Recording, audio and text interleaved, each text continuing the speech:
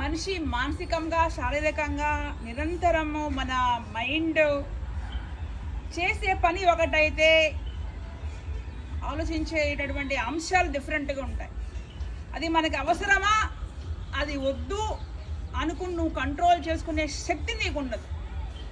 నీ మనసు వెళ్ళిన కాడ నువ్వు వెళ్ళిపోతూ ఉన్నావు, కష్టమేమో నువ్వు అనుభవిస్తున్నావు. దానికి కపాలభాతి ప్రాణాయామ అనేది ఎక్సలెంట్ సొల్యూషన్. మనలో ఉన్న వికారములు, పైత్యాలు, నెగిటివ్ వైబ్రేషన్స్, భయములు, ఆందోళనలు, కలతలు, దుఃఖాలు, unwanted stuff what ever it is in your human body, get out from my body. ఏది కూడా మనకి అనవసరమైనది ఏది కూడా మన బాడీలో ఉండటానికి వీల్లేదు. మనుషులు మొత్తం ఈ రోజున స్నానం చేస్తే శుభ్రం అయిపోయాం అనుకుంటున్నారు. ఒక గిన్నె ఉంది, దాని పైన తోమి వాడతామా ఏమైనా? లోపల కూడా తోమిన తర్వాత పూర్ణమవుతుంది కదా. మన విషయంలో కూడా అంతే. పైన తోమేది పాత్ర పైన మాత్రమే.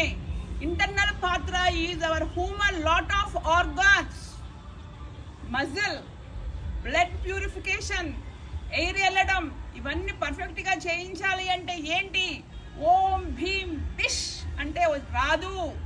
కష్టముతో నేలపైన ఇలా మ్యాట్ వేసుకుని కూర్చుని సరైన గురువుల యొక్క ఆధ్వర్యంలో ప్రాణాయామాలను సాధన చేస్తే మాత్రమే సాధ్యం అవడానికి అవకాశం ఉంటుంది. జై గురుదేవ్.